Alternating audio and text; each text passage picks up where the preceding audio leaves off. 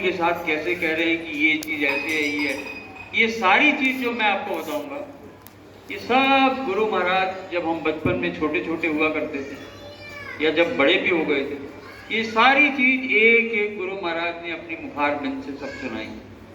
सब गुरु महाराज के मुखार बिंद से बताई गई चीजें हैं। कुछ चीजें जो उनकी बड़ी बहन थी गुरु महाराज के बारे में वो बताया करती थी।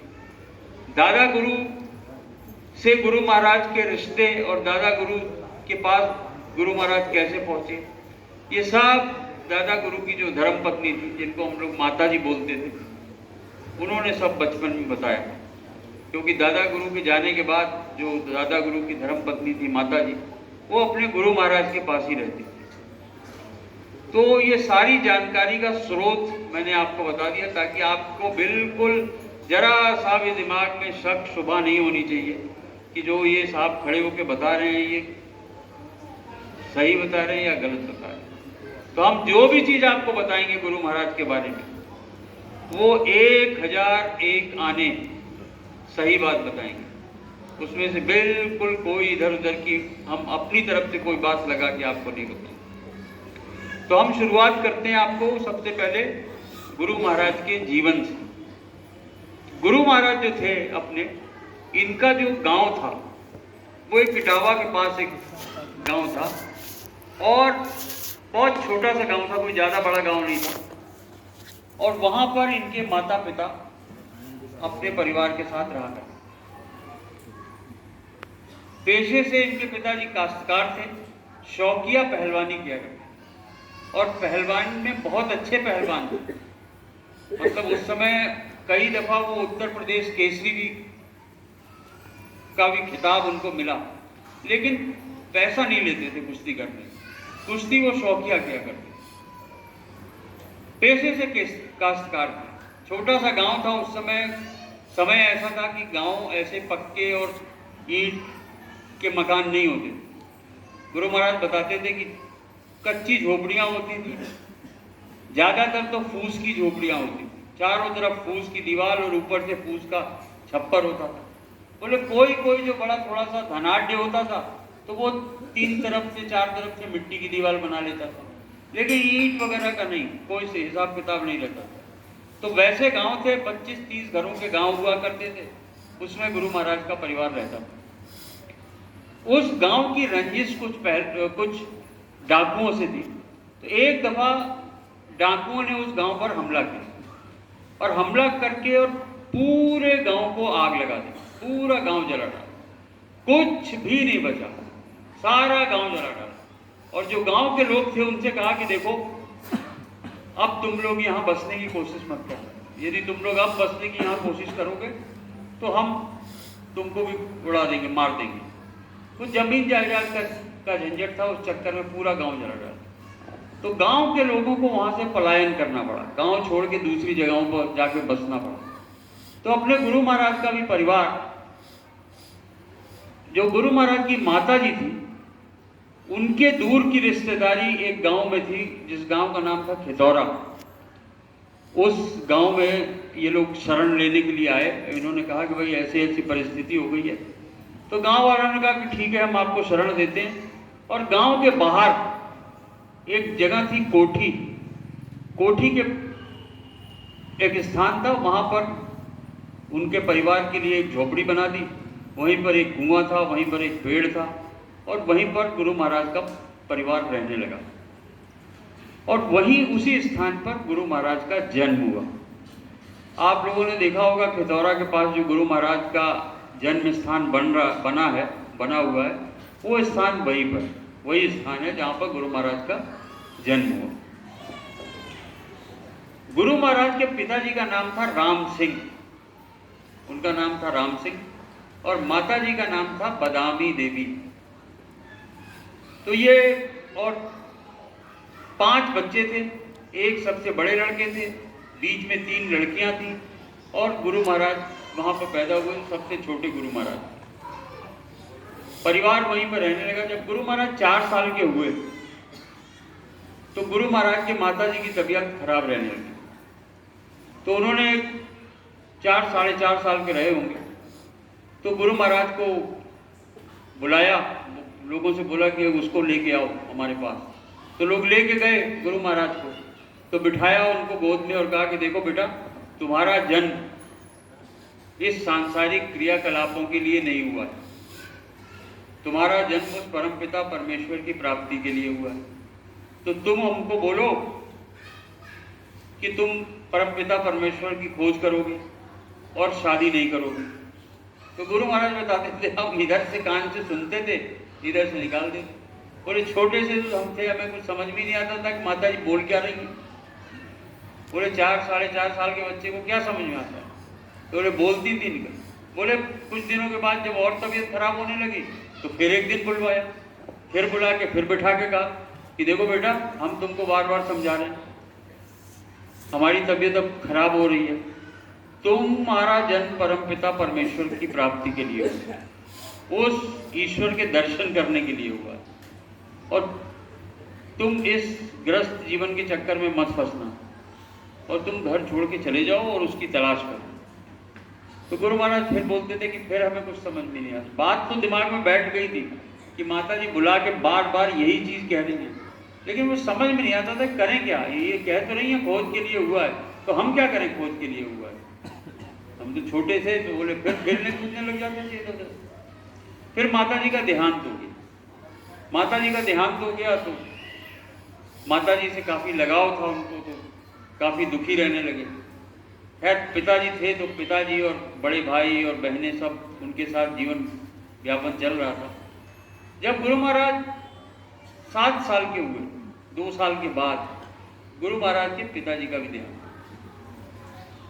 अब जब माता पिता का दोनों का देहांत हो गया तो फिर बड़े भाई के आश्रय में आ गए, बहनों के साथ फिर धीरे धीरे उनके साथ रहने लगे। अब आप जो भी पारिवारिक वो रहा होगा जमीन जायदाद को लेके, एक दफा लोगों ने गुरु महाराज को जहर देने की कोशिश की। तो गुरु महाराज को जब दूध में जहर मिला के दिया तो गुरु महाराज ने वो गिलास ऐसे ही रख दिया और मालिक के ऊपर मौज, वो गिलास लुढ़क गया तो सारा दूध गिर गया। जब दूध गिर गया तो वो चीटी चाटी जितनी थी और जो कुछ चूहों ने आके खाया, दूध पिया, तो वो सब मर गए। जब सब मर गए तो गुरु महाराज ने देखा, थे तो छोटे ही, लेकिन सोचने लगे कि इसको पीने से ये मर क्यों गए। फिर घर वालों को भी बोला उन्होंने कि ये मर क्यों गए। तो खैर जिसने दिया होगा वो क्यों स्वीकार करने लगा कि हमने तुमको जहर दिया। लेकिन ये बात फैल गई कि ऐसा कुछ हुआ है घर में। उसके कुछ दिनों बाद फिर गुरु महाराज को एक दफा जहर देने की कोशिश की। तो इस दफा गुरु महाराज ने अपनी आंखों से देख लिया कि उनके खाने में कुछ मिलाया जा रहा है। तो बोले हम छोटे से थे, लेकिन जब पहली दफा ये घटना हुई थी तो वो बात इतनी फैल गई थी कि लोगों ने बुला के हमको समझाया भी था कि देखो अब सतर्क रहना, पता नहीं कौन तुम्हारी जान के पीछे पड़ा हुआ है। तो बोले हमने जब देख लिया अपनी आंखों से, तो बोले हम उसी समय रात में ही घर छोड़ के और गांव के किसी और के घर पे जाके छिप गए और उनसे हमने कहा कि देखो हम किसी को बताना नहीं कि हम आपके घर छुपे हुए हैं, नहीं तो वो हमको मार डालेंगे। तो रात में गुरु महाराज वहाँ पर सोए और रात में ही फिर गुरु महाराज बताते थे कि मेरे को एकाएक याद आया कि अरे हमारी माता जी सही कहती थी कि तुम्हारा जन्म उस परम पिता परमेश्वर की खोज के लिए हुआ, तो तुम अपना समय व्यर्थ मत करो।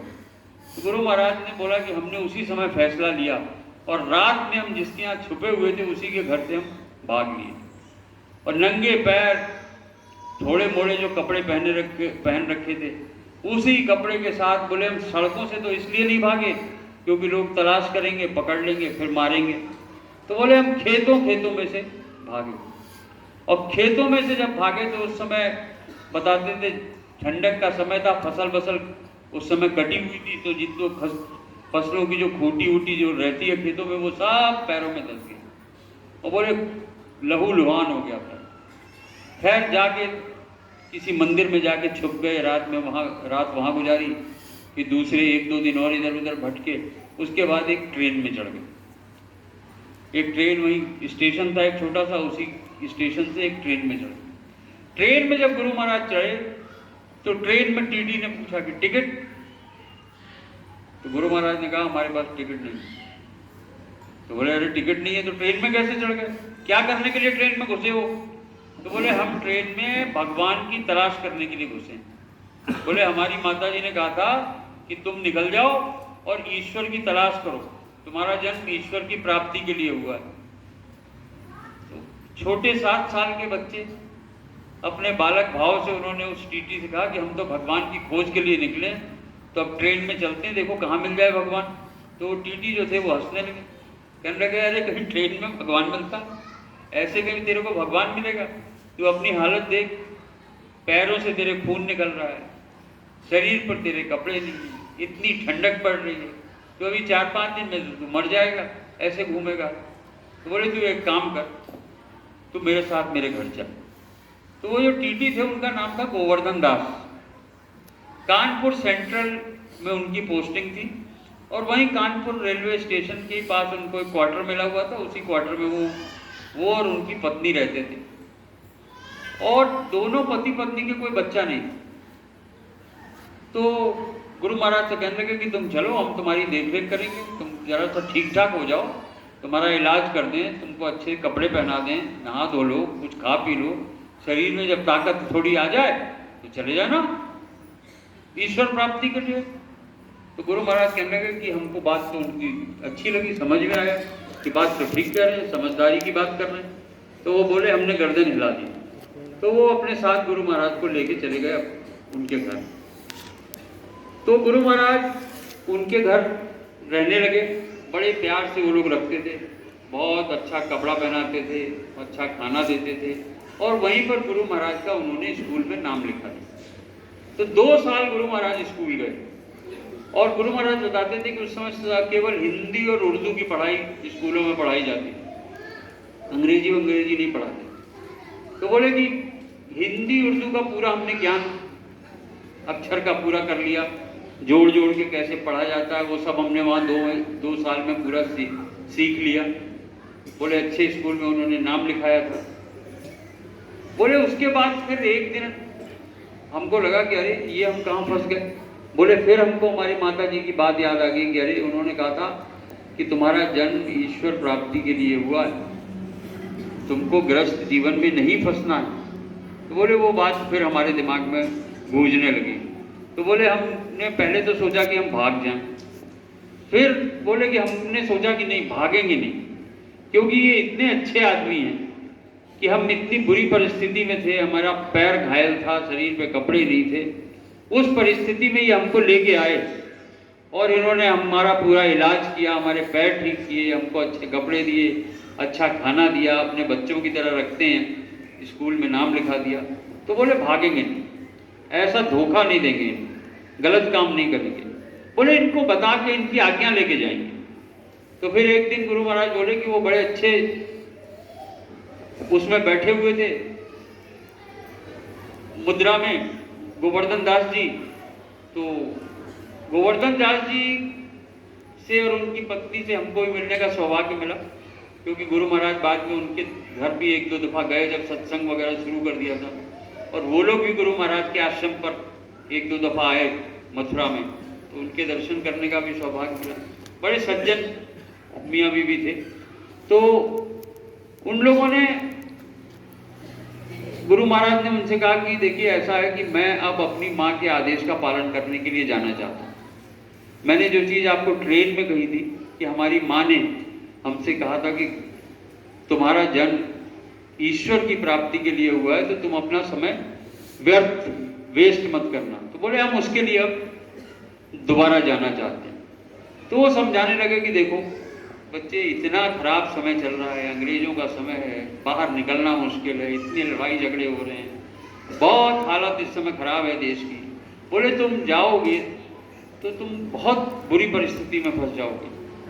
बोले यहाँ तुम आराम से रह रहे हो, अच्छा खाना खा रहे हो, अच्छे कपड़े तुमको मिल रहे हैं, हम तुमको अपने बच्चे की तरह रखते हैं, तुम हमारा अपना बच्चा, हमको अपना माता पिता मानो। और बोले आराम से अपनी ज़िंदगी यहाँ बसर करो। बोले जो हमारे पास बचेगा कुचेगा अंतिम समय में हम तुमको वो भी दे देंगे, तो तुम अपना जीवन पालन करना। तो गुरु महाराज कहने लगे कि नहीं, हमारी माता जी का जो आदेश हुआ कि तुमको तो ईश्वर प्राप्ति के लिए तुम्हारा जन्म हुआ है और उसके लिए तुमको जाना है, उसकी खोज करनी है, और जीते जी उसके दर्शन करने। तो बोले हमको तो वो काम करना है। तो जब गोवर्धन दास जी ने देखा कि ये बहुत जिद कर रहे हैं, तो उन्होंने कहा कि ठीक है आप जाओ, हम आपको रोकेंगे नहीं।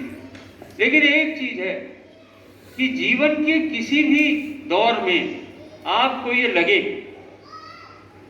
कि आप मुसीबत में हो, किसी समस्या में हो, तो बोले हमारे घर का दरवाजा खुला हुआ है, आप जब चाहना आप हमारे घर आ जाना, कोई रोक टोक नहीं है आपके लिए, बिल्कुल इसको अपना घर समझना, जब चाहो तब चले आना। तो गुरु महाराज उनका आदेश लेके फिर निकल गए। उसके बाद गुरु महाराज कहने लगे कि तब भी कुछ ज्यादा सोचने, उस समय गुरु महाराज की अवस्था थी 9 साल, तो बोले कुछ सोचने समझने की तो उतनी शक्ति थी नहीं। बोले निकल गए। अब हम बोले निकले तो हम कभी मंदिरों में जाएं, कभी आश्रमों में जाएं, पूछने की कोशिश लोगों से करते थे कि भगवान प्राप्ति का रास्ता कहाँ मिलेगा, तो लोग डांट डपट के चाटा मार देते थे और पूरा लोगों ने हमारा दुरुपयोग किया। बोले भगवान तो कहते थे कि अभी तू बड़ा होगा तब मिलेगा, पहले तो तू बर्तन मांज। तो जहाँ जाते तो वहीं लोग काम कराने लगते थे, कहीं बर्तन मजवाना, कहीं झाड़ू लगवाना, कहीं बोले बड़े बड़े मंदिरों में, बड़े बड़े मस्जिदों में, बोले जहाँ जाते थे सब पकड़ के कोई ना कोई ऐसा बड़ा काम दे देते थे। बोले दिन भर उसमें लगे रहते। बोले बड़ी बड़ी इतनी बड़ी बड़ी कढ़ाइयाँ मांजते थे, बड़ी बड़ी पराते मांजते थे। भंडारा होता था मंदिरों में, तो उसके बाद बोले पूरी सब पंगत खा के लोग चले जाते थे। उस जगह पे झाड़ू लगाओ, फिर बैठ के सारी पत्तलों को फेंको, फिर उसके बाद जितने बर्तन होते थे रात भर कढ़ाओं को मांजो। और बोले जरा सा भी उसमें इतना सा दाग भी रह जाता था तो बोले फिर मारते थे लोग। गुरु महाराज बताते थे कि जो 9 साल से और 12 साल का समय था, बोले हमने इतना कष्ट झेला उस 9 साल से 12 साल की उम्र में। कहते थे कि यदि हम आपको बता दें कि कितना कष्ट झेला हुआ है उस दौरान, क्या क्या लोगों ने कराया हमसे, बोले सब काम करा देते, कोई छोड़ता नहीं था, बच्चा समझ के सब काम कराते। बोले कि यदि आपको विस्तार से सुना दें कि कितना कष्ट हमने झेला है, तो कहते थे गुरु महाराज कि तुम्हारे शरीर के अंदर की जो हड्डी है ये गल के पानी हो जाएगी, इतना कष्ट हमने झेला उस परम पिता परमेश्वर की प्राप्ति के लिए। बोले जब हम 12 साल के हो गए, बोले तब थोड़ी सी हमको ज्ञान हुआ, थोड़ी सी बुद्धि आई। और ज्ञान और बुद्धि थोड़ी सी इसलिए आ गई कि बोले ये जो 9 से 12 साल का समय हमने देखा, इसने हमको बहुत कुछ सिखा दिया। बोले हमने बहुत कुछ इसमें सीख लिया, आदमी को पहचानना सीख लिया, कौन हमारे फायदे की बात कर रहा है, कौन हमारे नुकसान की बात कर रहा है, कौन हमसे किस उद्देश्य से हमको अपने पास रखना चाहता है। बोले ये हमको एक अंदाजा सा हो गया। बोले उसके बाद हम कम से कम इतना ज्ञान हो गया कि क्या अच्छा है क्या बुरा है उसकी हमको पहचान हो गई। बोले फिर हमने दृढ़ता से उस परम पिता परमेश्वर की तलाश करना शुरू की। और कहते थे कि फिर हम मंदिरों में गए, और बोले केवल जाते ही नहीं थे, रहते थे। वहां गए तो 6-6, 7-7 महीने रहते थे हर जगह जाके। लेकिन बोले हमारा सवाल एक ही होता कि उस परम पिता परमेश्वर के दर्शन जीते जी कैसे होंगे, उससे मिलने का रास्ता कैसे मिलेगा। बोले सवाल हमारा एक ही रहता। तो बोले कि हम मंदिरों में गए, मस्जिदों में गए, गिरजाघर में गए, गुरुद्वारों में गए, आश्रमों में गए, कोई ऐसी जगह नहीं होगी जहां गुरु महाराज नहीं गए। और हर जगह उन्होंने समय गुजारा, हर जगह समय दिया। ऐसे नहीं कि केवल गए और 2 रात सोए और चले आए, नहीं, हर जगह गुरु महाराज कहते थे हम जाते थे, उस मजहब के बारे में पूरी जानकारी लेते थे। बोले हमने रामायण पूरी कंठस्थ कर डाली, गीता पूरी पढ़ डाली, बाइबल पूरी पढ़ डाली, कुरान पूरा पढ़ा, लोगों से, उनके मौलवियों से पूरा कुरान समझा, सब समझने की कोशिश करते, लेकिन मिला कुछ नहीं। बोले वो जो आग हमारे अंदर लगी हुई थी उस परम पिता परमेश्वर की प्राप्ति की, बोले वो आग नहीं बुझ रही, वो नहीं बुझती, और इसीलिए हम वहां से निकल जाते थे। अपने गुरु महाराज नमाज तो इतनी बेहतरीन पढ़ते थे, इतनी बेहतरीन नमाज पढ़ देते थे कि मौलवी भी शर्म खा जाते। हमने अपनी आंखों से देखा हुआ और गुरु महाराज कहते थे कि देखो हम दिखाते थे कैसे नमाज पढ़ी जाती, और ऐसे सामने बिल्कुल पूरी नमाज पढ़ के गुरु महाराज ने एक दो दफ़ा दिखाया, एक दो सत्संगी भी थे उनको भी दिखाया, बोले देखो ऐसे पढ़ी जाती है नमाज। बोले ये क्या पढ़ेंगे, हमसे अच्छी नमाज कोई पढ़ेगा। सब गुरु महाराज ने हर जगह से पूरा सीखा, और फिर कहते भी थे, कह रहे साहब इनके कुरानों में सब कुछ लिखा हुआ है, ऐसा नहीं है कि कुछ नहीं लिखा हुआ, सब लिखा हुआ है, लेकिन थोड़ा भटक गए, असली गूढ़ अर्थ को नहीं समझ पाए। बोले जैसे रामायण में सब कुछ लिखा हुआ, सब पांचों नाम का वर्णन है, सब कुछ है, लेकिन भटक गए। तो गुरु महाराज कहते, आपको लोगों को याद होगा जो पुराने लोग हैं, कि जब गुरु महाराज अपने नामदान देते थे तो 5 नाम हिंदी में बताने के बाद 5 नाम उर्दू में भी बताया करते थे। याद है किसी को? 5 नाम उर्दू में भी बताते थे। जो 5 नाम कुरान में दिए हुए वो 5 नाम उर्दू में भी बताते थे। तो पूरी चीज का ज्ञान, हर मजहब का ज्ञान गुरु महाराज ने समेट रखा था उस जीवन काल में। लेकिन कहते यही थे कि तलाश इतनी की, कहाँ नहीं गए। बोले 6-7 महीने आर्य समाज के मंदिरों में रहे, इलाहाबाद में एक आर्य समाज के मंदिर में रहे, बड़ी सेवा की। गुरु महाराज कहते थे बड़ी सेवा करते थे वहाँ पे, पूरा गायत्री मंत्र वगैरह का रोज सुबह शाम पाठ होता था, सब करते थे। एक दिन उन लोगों ने देखा तो कहा कि अरे बच्चे हम तेरा यज्ञोपवीत कर देते। तो पूरा उन लोगों ने बिठा के और गुरु महाराज का पूरा कायदे से यज्ञोपवीत कर दिया। तो आप लोगों ने देखा होगा अपने गुरु महाराज जनेऊ पहनते, तो स्वामी जी कहते थे कि अरे अब उन्होंने पहना दिया, इतना बड़ा पूरा मंदिर वाले सब इकट्ठे होके उन्होंने पूरा यज्ञोपवीत हमारा कर दिया। तो फिर हमने सोचा अरे क्या उतारना, जब पहना दिया तो पहना दिया। तो बोले उसके बाद से वो जनेऊ हमारे शरीर में पड़ी रही, और वो अंत समय तक गुरु महाराज के शरीर में आप लोगों ने देखा होगा एक जनेऊ हमेशा गुरु महाराज पहनते। तो वो गुरु महाराज को पहनाई थी आर्य समाज वालों ने इलाहाबाद में अपने आश्रम में। तो खैर तलाश करते रहे, लेकिन कहीं उनको संतोष और शांति नहीं मिल रही, परेशान रहते थे, हर जगह जाते थे। कुछ लोगों ने कह दिया तुम तीर्थ यात्राओं पर चले जाओ, बनारस गए, आपके नासिक गए, चित्रकूट गए, जो भी जगहें थी, उज्जैन गए, हर जगह गए, कहीं भी कोई ऐसी जगह नहीं थी जहाँ पर गुरु महाराज कहते थे कि जहाँ पे हम नहीं गए हो, जहाँ के आश्रमों में हमने समय नहीं गुजारा हो, जहाँ के महात्माओं से हम नहीं मिले हो, जहाँ पे हमने ये जानने की कोशिश न की हो कि उस परम पिता परमेश्वर के दर्शन कराने वाला कोई हमें रास्ता बता दे। उसके बाद समय गुजरता रहा, गुरु महाराज बड़े निराश से होने लगे, तो एक महात्माओं की टोली से टकरा गए। तो पहले क्या होता था कि महात्मा लोग झुंड में टोलियां बना के इधर उधर तीर्थ स्थलों पर जाया करते थे। पहले अकेले सफर नहीं किया करते थे, सवारियां तो होती नहीं थी, पैदल का सब हिसाब किताब होता था। तो साधु महात्मा इकट्ठे हो जाते थे और फिर पैदल पैदल एक साथ जाते थे, एक स्थान से दूसरे स्थान तक। पुराने जो लोग हैं उनको सबको अनुभव होगा, उन लोगों ने देखा भी होगा वो जमाना जो था। तो गुरु महाराज एक टोली से टकराए, तो उनसे भी यही सवाल पूछा कि भाई देखो, हमको तो उस परम पिता परमेश्वर के जीते जी दर्शन करना है और हम उससे मिलना चाहते हैं इसी मनुष्य शरीर में, तो ऐसा कोई है जो आप लोगों में हमको मिला देगा? तो उन लोगों ने कहा कि देखो भाई, हम में तो अभी तो कोई नहीं है, लेकिन हम लोग जा रहे हैं अमरनाथ, और वो वहाँ पे शिव भगवान के जो बर्फ का लिंग बनता है, बर्फानी लिंग जो बनता है, बोले हमने ये सुन रखा है कि जब उसके दर्शन करोगे तो शिव नेत्र खुल जाता है और फिर भगवान के दर्शन होना शुरू हो जाते हैं। तो बोले हम लोग उसके लिए जा रहे हैं। तो गुरु महाराज कहने लगे कि हमने सुन तो रखा था कि शिव नेत्र क्या होता है, और शिव नेत्र के बिना खुले, उस दिव्य ज्ञान चक्षु के बिना खुले तो भगवान के दर्शन होते नहीं है। बोले ये सब तो हमने आश्रमों में महात्माओं से सबसे सुन रखा था। तो बोले हमको उनकी बात पसंद आई, बात थोड़ी सी उनकी हमको समझ में आई कि ये तो वहाँ शिव नेत्र खोलने के लिए जा रहे हैं। तो बोले क्या पता खुल जाता हो। तो बोले कि हमने उनसे कहा कि भाई हमें भी ले चलो। तो बोले हम थे तो सबसे छोटी उम्र में,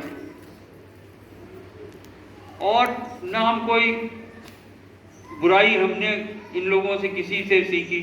बोले हम न गांजा, न अफीम, न सिगरेट, न बीड़ी, न तंबाकू, कुछ नहीं। इन सब से बिल्कुल दूर रहते थे। और बोले ये जो शिव मंडली थी, ये सब शिव भक्त थे बाबा लोग, तो बोले ये सब बिल्कुल एक नंबर के चरसी, गांजा अफीम ये सब इनका खजाना था इनके पास। तो बोले कि इन लोगों ने कहा कि ठीक है हम ले चलेंगे, तो बोले हम इनके साथ चल दिए। तो बोले हम पीते पाते तो कुछ नहीं थे, लेकिन इनकी सेवा करते रहते थे। बोले इनकी लंगोटियाँ वोटियाँ साफ कर देते थे, इनके बर्तन वर्तन साफ कर देते थे, खाना बनाते थे तो खैर सब मिल के बनाते थे, लेकिन उसमें सबसे ज़्यादा सहयोग हम दे देते थे।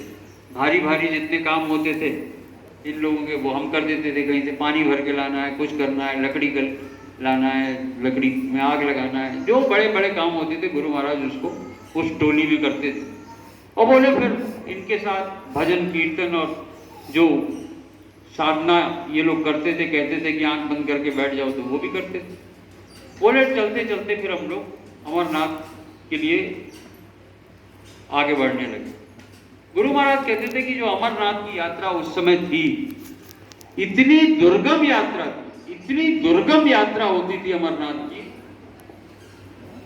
अमरनाथ पता नहीं आप लोगों में से कोई गया है वहां पे, किसी ने जाके वहां देखा है कि नहीं देखा है, लेकिन अमरनाथ अभी भी आज की तारीख में भी अमरनाथ की यात्रा बहुत कठिन यात्राओं में से।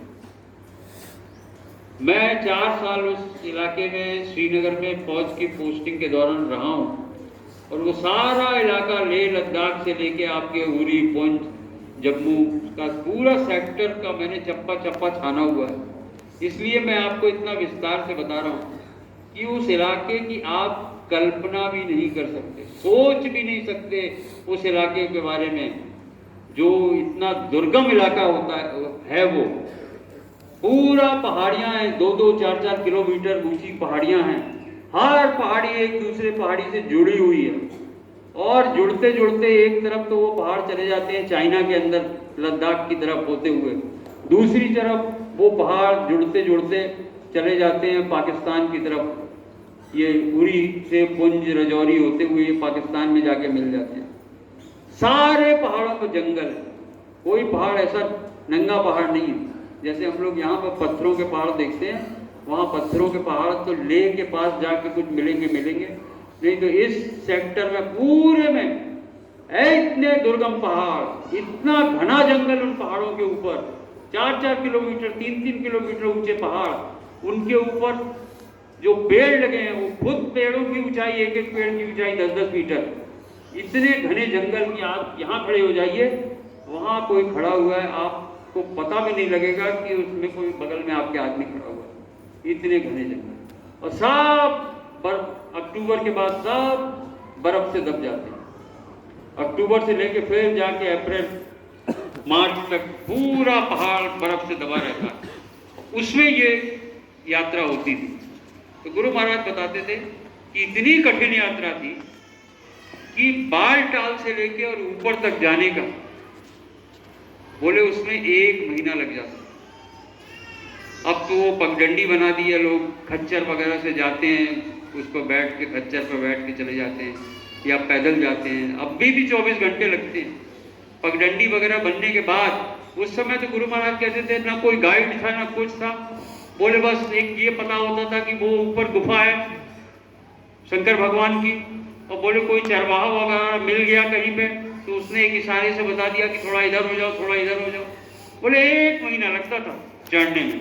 बोले कोई पगडंडी वगैरह नहीं थी, बस ऐसे पहाड़ों में बीच बीच में होते हुए जाते थे। बोले कितने जाते थे और लौट के नहीं आ पाते, 10 गए तो पता चला 4-5 लौट के आ गए तो आ गए। बोले नहीं साहब उसी में दब के कुछ जानवर खा जाते थे और कुछ पहाड़ों में दब जाते थे, बर्फों में दब के खत्म हो जाते थे। गुरु महाराज ने ये भी बताया था कि जो उनके साथ जो जत्था गया था, बोले उसमें भी एक महात्मा जो थे उनकी भी जाते समय मौत हो गई। बोले वहाँ कोई जलाने वलाने का तो साधन था नहीं, ना आप उठा के नीचे ला सकते हो। बोले खुद को सांस लेना वहाँ इतना मुश्किल हो जाता है उस पहाड़ियों पे। बोले वहीं में बर्फ में दबा के फिर पूरा जत्था आगे बढ़ गया। ऊपर जब पहुँचे अमरनाथ गुफा में तो बोले कि वहाँ पर फिर हम लोगों ने भगवान शंकर की जो लिंग बना हुआ था उसके दर्शन किए। और बोले अब तो रोक टोक होती है, उस समय गुरु महाराज बताते थे कोई रोक टोक नहीं, शिवलिंग से जाके आप चाहे गले उनको गोद में लेके चिपट जाओ, चाहे आप 10 दफा मत्था टेको उनके, कोई रोकने वाला नहीं हो। बोले हम लोगों ने जाके वहाँ खूब शिवलिंग की पूजा की, खूब बैठ के वहाँ पर फिर साधन भजन करने लगे। बोले 1 हफ्ते रहे, खूब साधना की। बोले 8-8, 10-10 घंटे लगे रहते थे साधना करने में कि शायद कोई शिव नेत्र खुल जाए। बोले कुछ नहीं खुला। फिर ये लोगों ने आपस में फैसला लिया कि अरे इसी चक्कर में पता चला यहीं प्राण निकल जाएंगे, इतनी ठंडक है। बोले नीचे चलो, नीचे चल के खोलेंगे, नीचे करेंगे भजन। यहाँ तो कर लिया 1 हफ्ते। बोले फिर सब हम लोग नीचे चले गए। बड़ा समय 15-20 दिन उतरने में भी लगा। उतर के फिर श्रीनगर के पास आके एक जगह इनकी टोली ने पड़ाव डाला। तो गुरु महाराज बताते थे कि पड़ाव डाला, वहाँ पे हम लोग को रहते थे, खाना वाना बनाने के बाद, भजन साधन करने के बाद, और बोले फिर ज़्यादातर समय साधना में ही सब गुजारते थे। बोले वहाँ भी टिके रहे 8-10 दिन। बोले फिर एकाएक हमारा मन उचट गया। बोले हमको बड़ी ग्लानि होने लगी, बहुत ग्लानि होने लगी। कहने लगे कि हमने सोचा कि इतना जीवन हमने उस परमपिता परमेश्वर की तलाश में गुजारा और आज तक न तो उसके दर्शन हुए और न उसको पाने का रास्ता बताने वाला कोई मिला। बोले अब कोई फायदा, जीने का कोई फायदा नहीं। बोले हम एक काम करेंगे कि आज रात्रि को हम इसी पहाड़ी के नीचे से कूद के, और नीचे बह रही थी एक नदी, बोले हम इसी नदी में अपने कूद जाएंगे और अपने प्राण त्याग देंगे। बोले कम से कम ये तो होगा कि जीते जी उसके दर्शन नहीं हुए तो जब शरीर छोड़ देंगे और हमारी जीवात्मा ऊपर जाएगी तो कम से कम वहां तो परमपिता परमेश्वर के दर्शन हो जाएंगे। तो बोले इस सोच के साथ हमने सोचा कि आज हम अपनी जीवन लीला को खत्म कर देंगे। बोले 1-2 साधु जो थे उनसे भी हमने इसका जिक्र किया। बोले कि भाई हमने तो कहा उन लोगों से कि देखो भाई हम तो गए थक और अब हमसे ज़्यादा नहीं होता, हम तो परेशान हो गए। हमने अपने जीवन का इतना समय गुजार दिया उस प्रभु के दर्शन, उस प्रभु की प्राप्ति के लिए, लेकिन कहीं कुछ हमें नहीं मिल रहा। तो हम तो आज रात को अपनी जीवन लीला समाप्त कर देंगे। तो बोले गुरु महाराज बहुत हंस के बताया करते थे। बोले उसमें एक गजेड़ी साधु था, तो वो बोला गुरु महाराज से कि देखो ऐसे मरोगे तो बहुत कष्ट होगा, बहुत तकलीफ होती है मरने में। तुम एक काम करो, मैं एक चिलम बना के दे देता हूँ तेरे को गांजे की, तो जब तू कूदने का तेरा दिमाग बने उसके पहले चिलम लगाना और कस के खींच लेना। थोड़े से कस के खींच लेगा और उसके 10-15 मिनट के बाद तू कूद जाना।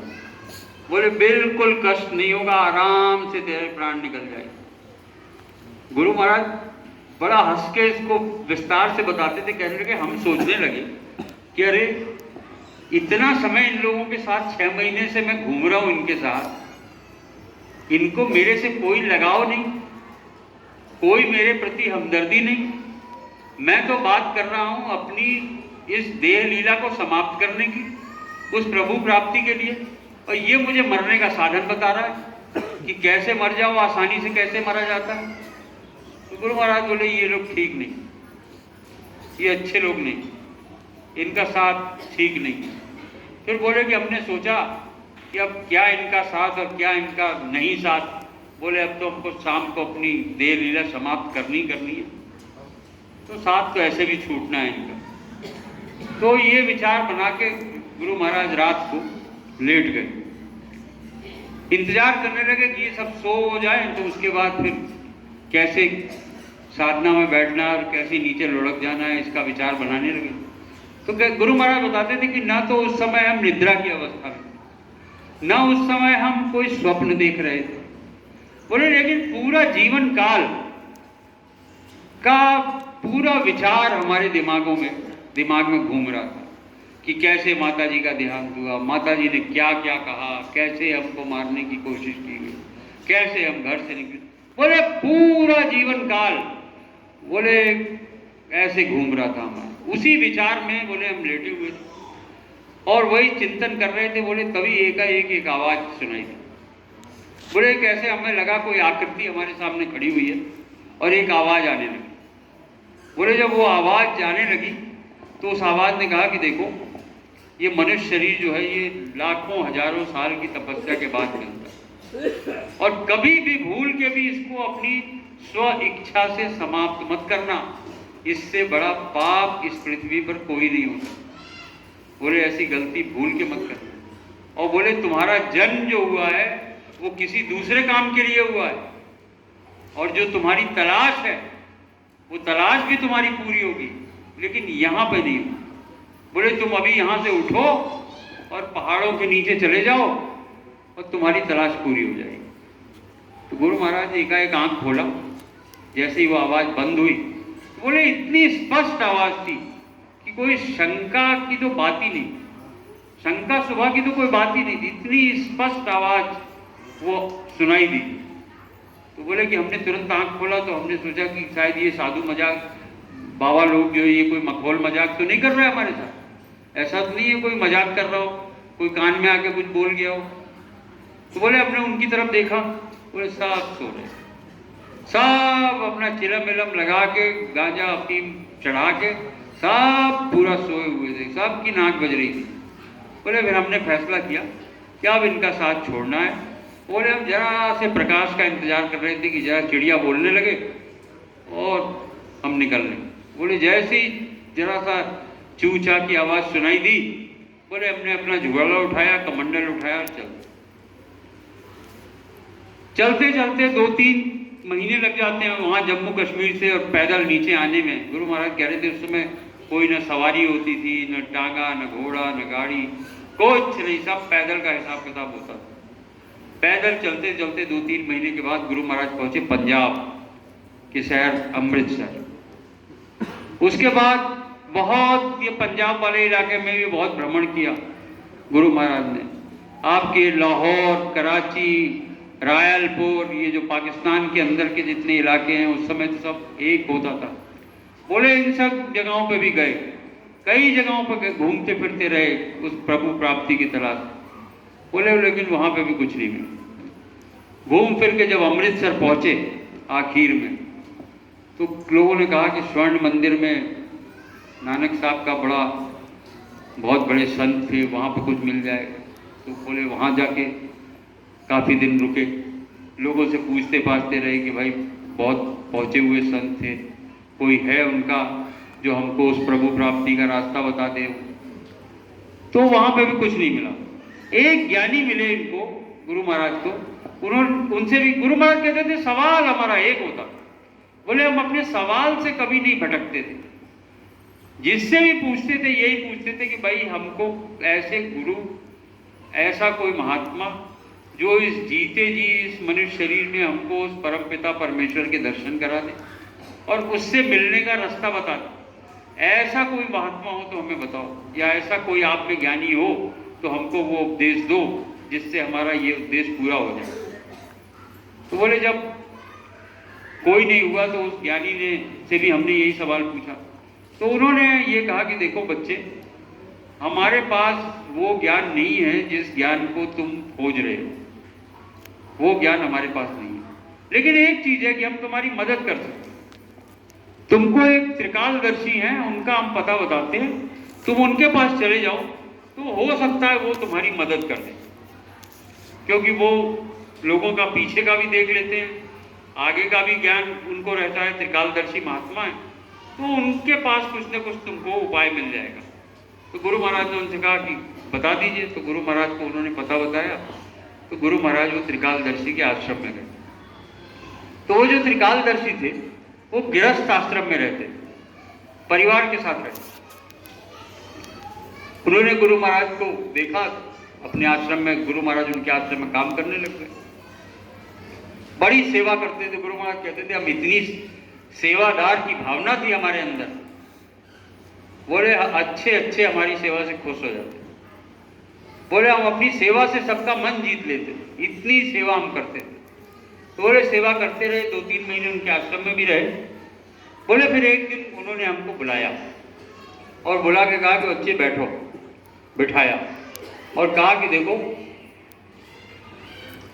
तुमने इतनी मेहनत की, हम सब देख रहे थे और हमको सब तुम्हारे बारे में पता है कि तुम्हारा भविष्य क्या है, तुम्हारा पिछला जीवन कैसे तुमने गुजारा, तुमने कितनी तकलीफें अपने जीवन में झेली, सब हमको ज्ञान है, हम सब देख रहे हैं। बोले लेकिन हम तुमको देखो इसीलिए धोखा नहीं देंगे, हम तुम्हारे साथ धोखेधड़ी का काम नहीं करेंगे। हमें पता है कि तुम किस उद्देश्य से घूम रहे हो, जिस उद्देश्य से तुम घूम रहे हो वो रास्ता हमारे पास नहीं, वो परमपिता परमेश्वर की प्राप्ति कराने वाला रास्ता हमारे पास नहीं है। इसलिए हम तुमको धोखा नहीं देंगे, तुम्हारा समय हम अपने आश्रम में खराब नहीं करेंगे, ये काम हम नहीं करेंगे, क्योंकि हमको तुम्हारा आगे का दिखाई दे रहा है, तुम्हारा पीछे का दिखाई दे रहा है, सब हमको नजर आ रहा है। बोले हाँ, हम तुम्हारी इतनी मदद कर सकते हैं कि तुमको वो रास्ता बताने वाला कहाँ मिलेगा, वो उस जगह के पास तक हम तुमको पहुंचा सकते हैं, वहां जाके तुम ढूंढ लेना, वहां पर तुम्हारी खोज खत्म हो जाएगी, तुम्हारी तलाश पूरी हो जाएगी। तो गुरु महाराज बड़े प्रसन्न हुए। गुरु महाराज कहते थे कि हमको उनके ऊपर विश्वास तो हो गया था, क्योंकि हमने उनके आश्रम में लोगों को आते जाते देखा था, लोग अपने कष्टों के निवारण के लिए आते थे और वो त्रिकालदर्शी थे, वो सब आगे का पीछे का देख के लोगों को बता देते थे कि तेरे साथ ऐसा होगा, तेरे साथ ऐसा होगा, तेरे पीछे ऐसा हुआ है। तो बोले उनकी बात तो सच्ची होती थी, जो बताते थे वो सच बता देते थे। तो बोले इसलिए विश्वास था कि यदि हमको बता रहे हैं कि वहाँ चले जाओ और तुमको तुम्हारी तलाश पूरी हो जाएगी, तो वो भरोसा हो गया था कि ये बताएंगे सही, गलत नहीं बताएंगे। तो उनके जो वो महात्मा थे उन्होंने कहा तुम ऐसा करो बच्चे, तुम यहाँ से निकल जाओ मथुरा, और मथुरा जाके और तुम जब जमुना पार करके और राया इगलास की रोड पर चलोगे तो तुम्हारी तलाश पूरी हो जाएगी, तुम जो चाहते हो तुम्हें मिल जाएगा। गुरु महाराज ने उनका आशीर्वाद दिया और वहां से निकल गए ट्रेन पकड़ के, और गुरु महाराज पहुंच गए मथुरा।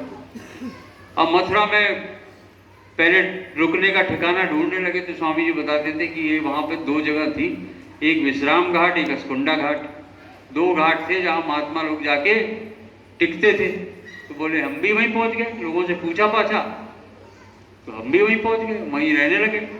शाम को भोजन आ जाता था, लोग कच्चा अनाज दाना पानी दे जाते थे। बोले सारे महात्मा लोग मिलके खाना बना लेते थे, भोजन करते थे, एक दूसरे का ज्ञान आपस में बांटते थे, साधन भजन करते थे, जमुना का सुबह स्नान करते थे, आरती करते थे, पूजा करते थे, हजार तरीके के जो जिसका जिसमें विश्वास होता था वो वहां पर करता था।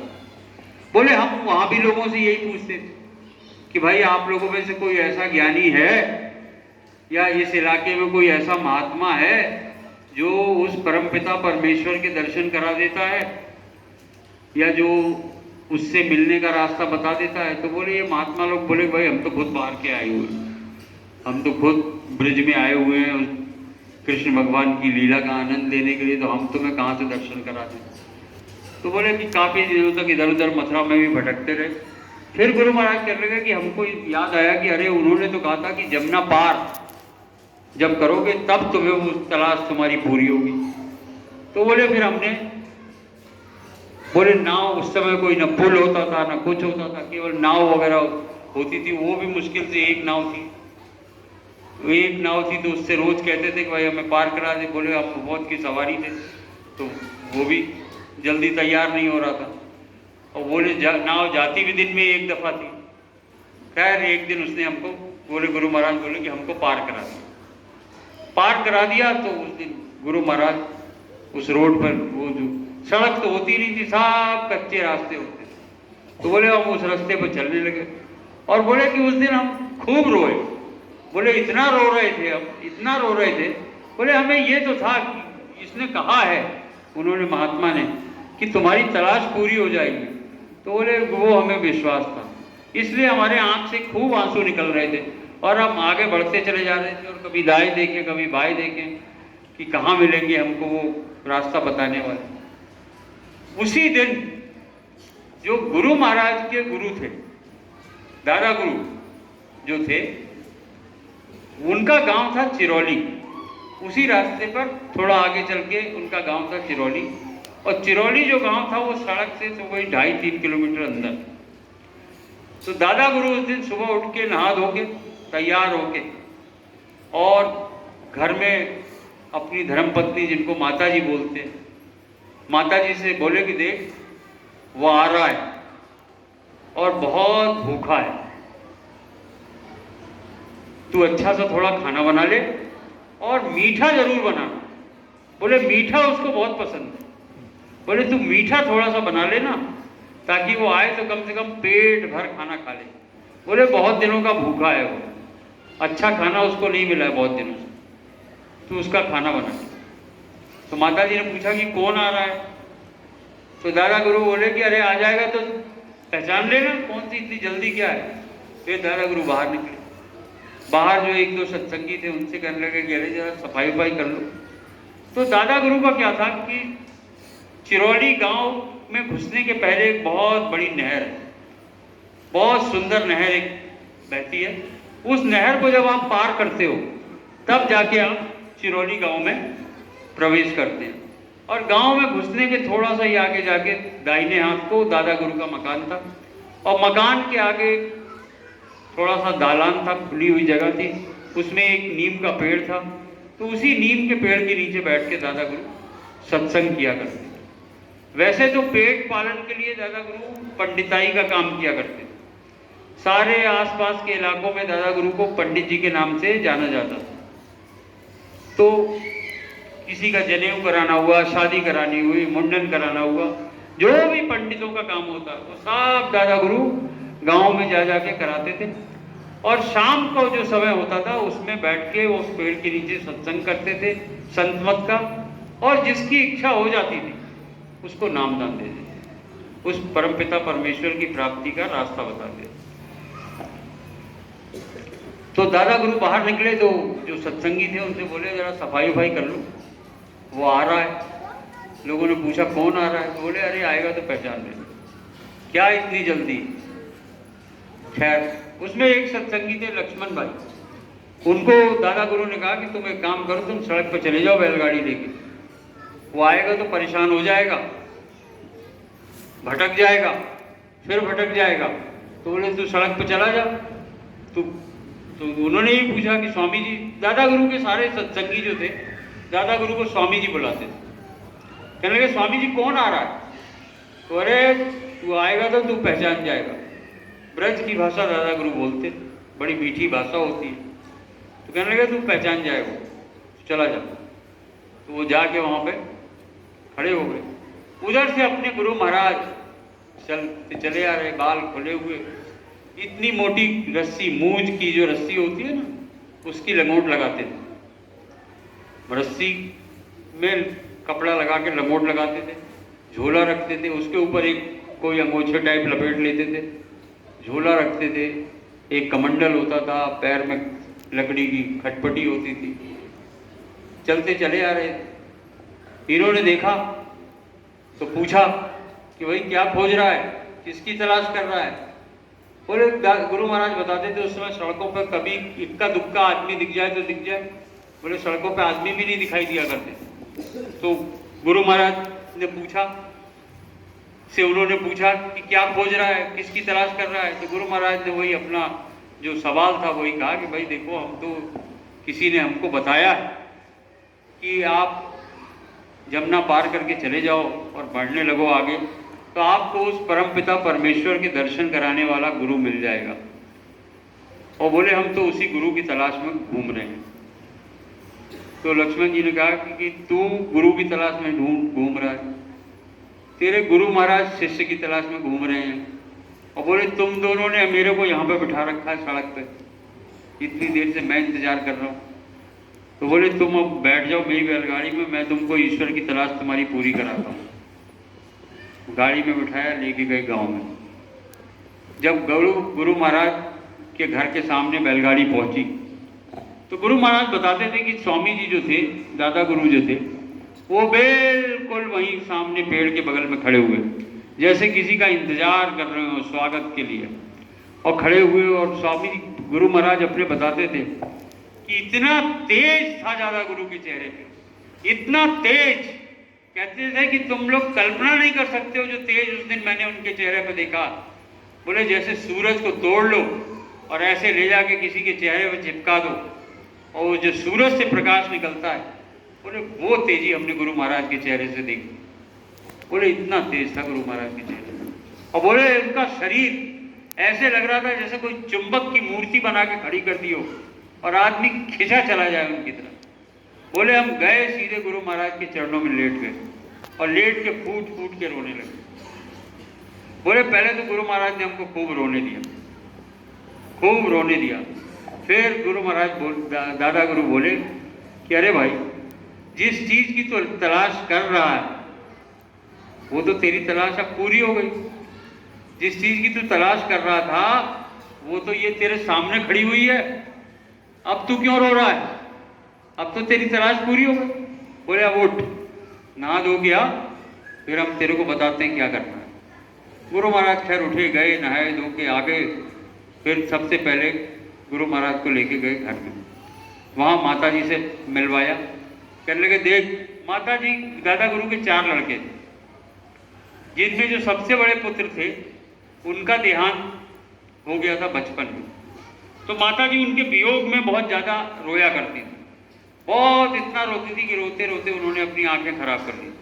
बिल्कुल बहुत झीना झीना दिखने लगा था, बिल्कुल ना के बराबर। और अंत समय में तो उनको मोतियाबिंद वगैरह हो गया था, और उस समय ऑपरेशन वगैरह का जमाना नहीं था, तो पूरा जाला भर गया था।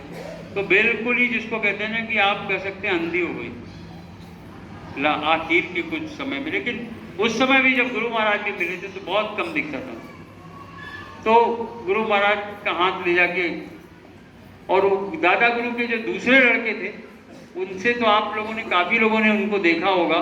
पंडित जी जो गुरु महाराज के साथ किताब पढ़ा करते थे मंच के ऊपर, काफ़ी आप लोगों ने देखा होगा। या अभी भी जब आप YouTube पे गुरु महाराज का सत्संग देखते हैं तो एक पंडित जी बैठ के गुरु महाराज के साथ जो किताब पढ़ते हैं, वो दादा गुरु के दूसरे लड़के थे। उनका नाम था सुदर्शन मिश्रा, तो वो दूसरे लड़के उनके थे। 2 लड़के और थे जो आगरा में दोनों रहते थे। एक आटे चक्की के मिल में काम करते थे, वैसे वैदगी का भी उनको ज्ञान था। और जो सबसे छोटे थे वो आगरा में रेलवे में काम करते थे। खैर, माता जी को उन्होंने, गुरु महाराज ने को मिलवाया दादा गुरु ने, और कहा कि देख इसको अच्छी तरह पहचान ले, तू बहुत रोती थी ना अपने लड़के के लिए, देख ये मैं तेरे को एक लड़का दे रहा हूँ, अब पूरा इसका ख्याल रखना, जरा सी भी कमी नहीं होनी चाहिए। अब पहले तो 3 हिस्से लगाती थी चीजों के, अब 4 हिस्से लगाना, 4 हिस्से लगाना हर चीज के, कोई भी कटौती नहीं करना। जैसे उन लड़कों की देखभाल करती है वैसे तू इसकी देखभाल कर। तो माता जी बोली कि ठीक है, मैं समझ गई। माता जी ने खूब टटोल टटाल के गुरु महाराज को देखा। माता जी बताती थी मैंने इसके गाल छुए, पेट छुए, हाथ छुए, इसकी पीठ छुई, सिर छुआ, सब तरीके से। यही तरीका था माता जी का पहचान बनाने का, ऐसे ही पहचान बनाती थी। हमने भी बाद में देखा है, जब हम लोग को भी मिलते थे तो पहले जो भी उनसे पहली दफ़ा मिलता था तो ऐसे ही पहचान बनाती थी, टटोल टटोल के। और थी पूरी संत, पूर्ण संत थी। दादा गुरु से ही नामदान लिया था उन्होंने। दादा गुरु के सामने रहते रहते पूरी संत गति को प्राप्त हो गई। दादा गुरु अपने सामने महिलाओं को नामदान उन्हीं से दिलाते थे। औरतें जब आती थी नामदान के लिए तो उन्हीं से नामदान दिलवाते थे। और आप लोग मथुरा मंदिर गए होंगे, दादा गुरु का मंदिर आपने देखा होगा। दादा गुरु की तस्वीर के बगल में एक माता जी की फोटो लगी हुई है, देखा है आप लोगों ने? जो मथुरा गए देखा है ना? तो वो जो तस्वीर है माता जी की, वो दादा गुरु की धर्मपत्नी थी। लेकिन अपने गुरु महाराज ने मंदिर में उनकी फोटो इस वजह से नहीं लगवाई है कि वो दादा गुरु की धर्मपत्नी थी तो उनकी फोटो लगा दो। संत मत में जब गुरु का मंदिर बनता है तो ऐसे किसी की हर की तस्वीर नहीं लगा दी जाती। पूरी संत थी, पूर्ण संत थी। इसीलिए अपने गुरु महाराज ने दादा गुरु के साथ उनकी भी फोटो लगाई। इसीलिए अपने गुरु महाराज ने उनकी भी फोटो लगाई। खैर माता जी तो घर से गुरु महाराज निकले दादा गुरु के साथ। फिर दादा गुरु ने उनको एक चक्कर लगाया गांव का, चिरौली गांव का दिखाया, फिर ले गए नहर पे। और नहर पर टहल के सब पूछते रहे कि भाई तुमने अपना जीवन कैसे गुजारा, क्या किया, ये किया, वो सब बताते रहे गुरु महाराज। फिर एकाएक एक जगह रुक गए दादा गुरु, स्वामी जी बताते थे कि फिर पूछने लगे कि एक बात बता, तू इतना भटका, इतनी जगह गया, इतना कुछ सीखा भी है कि ऐसे ही ठंडन गोपाल आ गया मेरे पास? कुछ ज्ञान अर्जित किया है कहीं से? कुछ जिंदगी में कुछ कमाई की है कि बस खाली हाथ? तो अपने गुरु महाराज हाथ जोड़ के खड़े हो गए।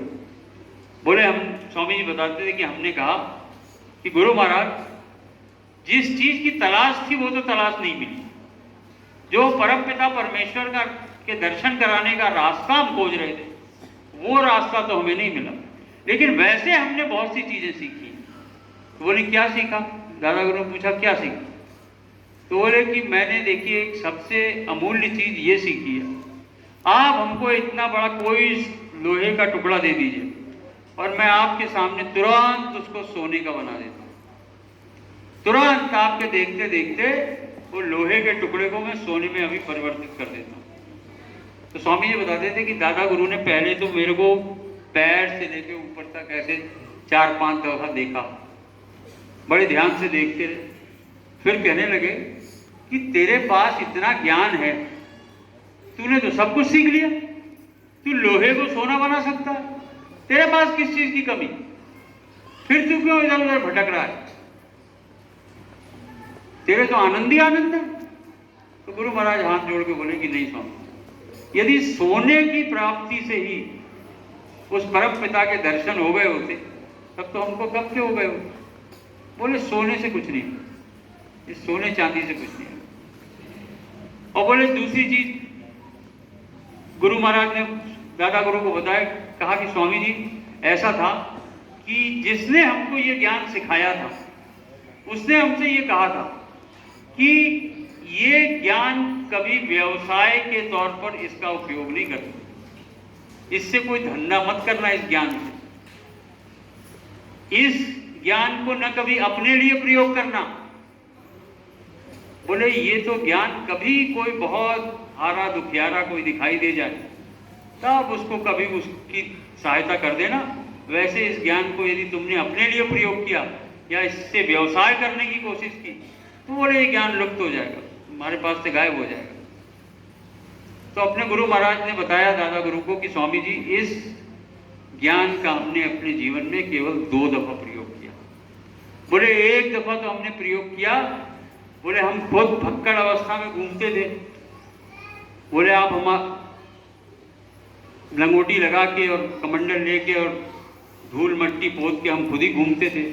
बोले एक आदमी आया और उसने हमारे सामने हाथ फैला दिया। तो बोले वो हमसे मांगने लगा, तो हमने सोचा कि अरे हम तो खुद तो फक्कड़ हैं और ये तो हमसे भी भारी फक्कड़ दिख रहा है, इसने हमारे ही सामने हाथ फैला दिया। बोले उसके ऊपर हमको दया आ गई, उसके ऊपर हमको तरस आ गया कि अरे ये इतना गरीब है कि ये देख नहीं रहा है कि ये मांग किससे रहा है, जिसके पास कुछ नहीं है, एक लंगोटी और कमंडल लेके जो आदमी घूम रहा है उसके आगे इसने हाथ फैला दिया, इसका मतलब ये बहुत अपार कष्ट में। बोले उसके ऊपर हमको दया आ गई, तो हमने उससे कहा कि तू एक लोहे का टुकड़ा ले आ। तो हमने उससे एक लोहे का टुकड़ा मंगाया और उसको बिठा के और उसके सामने ही हमने उसको सोने में बदल दिया और उसको दे दिया। उससे कहा कि ले कुछ समय के लिए तू अपनी गरीबी दूर कर, ले जा इसको। और बोले दूसरी दफा, बोले हम एक जगह भिक्षा मांगने गए हुए थे, तो एक सेठ था उसके घर में हमने भिक्षा मांगी, तो बोले सेठ की धर्मपत्नी तो निकली नहीं, सेठ निकल आया और इतनी गाली दी उसने। बोला इतना दुदकारा हमको, इतनी गाली दी, इतनी गाली दी। और फिर गुरु महाराज ने बताया दादा गुरु को कि अरे स्वामी जी हमको गाली देता तो हम सह भी लेते। बोले पूरे साधु समाज को गाली देने लगा, सारे साधुओं महात्माओं को सबको गंदी गंदी गाली देना उसने शुरू कर दिया। बोले हमसे तब सहन नहीं हुआ, क्योंकि हमने तो पूरा जीवन साधु समाज के बीच में गुजारा था, तो हमने देखा भी था कि अच्छे लोग भी हैं, बुरे भी हैं, लेकिन ऐसे नहीं है कि इतनी गाली सुनने लायक तो नहीं है। क्या बोले, तब हमने उस ज्ञान का प्रयोग उसके अहंकार को तोड़ने के लिए किया। हमने उससे कहा कि ले आ तू एक टुकड़ा लोहे का, हम तुझे दिखाते हैं कि साधु महात्मा क्या होते हैं। तो बोले वो एक लोहे का टुकड़ा ले आया और बोले गुरु महाराज हमने उसको उधर बिठाया और हम इधर बैठे, और बोले हमने उसके सामने ही उसको सोने में बदल दिया। और जैसे ही बोले सोने में हमने उसको बदला, बोले इतना मोटा ताजा सेठ था, बोले वहां से कूद के गुरु महाराज वो इस तरफ आ गया हमारे बगल में, और कूद के पूरा वो आग वाग जो जल रही थी बिना उसकी परवाह किए सब कूद के धन्य से इधर आ गया और तुरंत हमारे पैरों में लौट गया। कहने लगा कि बाबा जी अब आप कहीं नहीं जा रहे, अब आपके लिए मेरे घर में एक कमरा ये रहा, और 3 टाइम की जगह 4 टाइम की रोटी खाना हमारे घर में, और कभी कभी थोड़ा सा बना के हमको दे दिया करना सोना। तो गुरु महाराज हंसने लगे, बोले हम इसीलिए थोड़ी देर पास आए थे।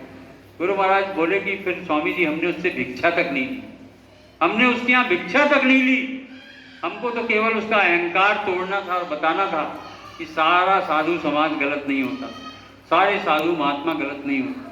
बोले इतना ज्ञान देके हमने अपना झोला झंटी उठाया और हम चल दिए।